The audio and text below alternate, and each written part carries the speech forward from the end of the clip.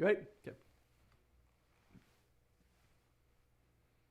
All right, so we've got our message. We're prioritizing. We know what we're going to say. We've got our message lined up. We're going to give them one call to action. We're going to give them one thought, one thing that they have to know. Now, who are we going to say it to?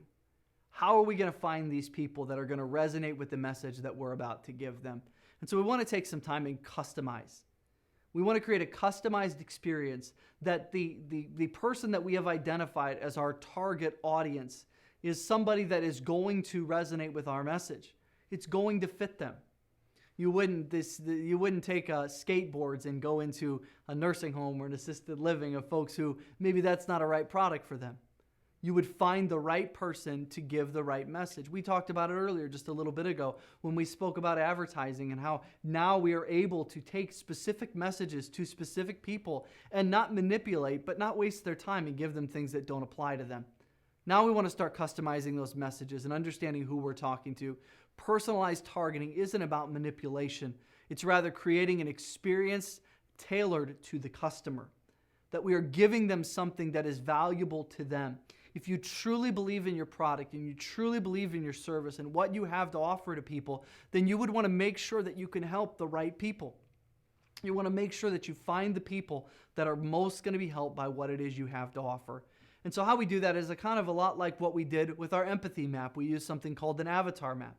We identify the person that we need to help the most. First is geographic. Where does this person live?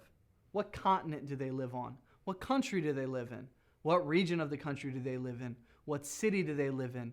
Is it a dense city? Is it a metropolitan area? Is it a suburb? Or is it a more rural space? What's the climate there? If you were selling coats and winter coats, you'd want to know what climate it is. The population, how many people are around them? How many people are they going to affect by their choice and decision? What's the city area? How does it work? You think of a large metropolitan city like New York with many different boroughs and spaces. You think of a city like Chicago where there's different parts of the city with different attractions and different needs and different wants and different desires. Knowing those things ahead of time and identifying those geographic markers that are going to allow you to be specific and personalized in your message is crucial to what we're going to do. If you say the right thing to the wrong person, then you just kind of wasted your time and your money. So we want to know the geographics of it. Secondly, what are the demographics? How old are they? What's their gender? What's their family size? Where do they work at? What's their occupation? What's their income level? Education, religion, race, nationality. Who is this person that we're speaking to? So that we can create something that is going to resonate with them. Our desire, again, as companies, is to help somebody to see that our product can make their life better. It can improve their standard of living. It can improve the way that they feel about themselves. It can improve the life that they're living. And we have to be able to find those things. Next is the psychographic. It's finding those psychographic things about them that are specific to who they are and what they're about. What's their lifestyle? How do they live their lifestyle?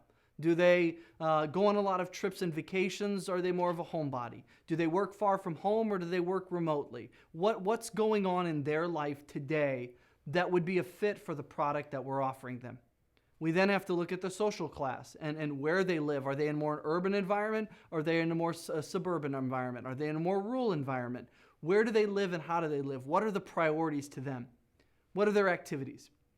Do they enjoy a lot of time at home or a lot of time away from home? Are their children involved in sporting events? Are they involved in sporting events? What's going on in their life?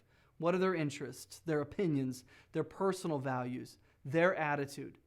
It's thinking about those things, many of which we targeted back in the empathy map, that now start to flesh themselves out and say, okay, if that is the case, then how are we going to market to that person based on how they live their life? Next, we look at their behavior. What occasions are they spending money? What's the degree of loyalty they have to other customers? I think of that when you think of the auto industry. There are some people who are they'll only buy this type of car. It's understanding that if you own another car dealership or another car brand, you may need to adjust your messaging for them.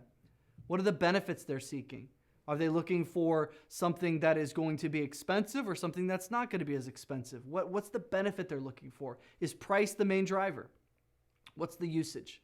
Is this something that they're going to use every day of their life, and the behavior that they live today is going to be changed because of it?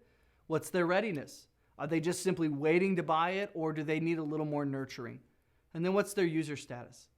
What are they doing right now instead of using your product?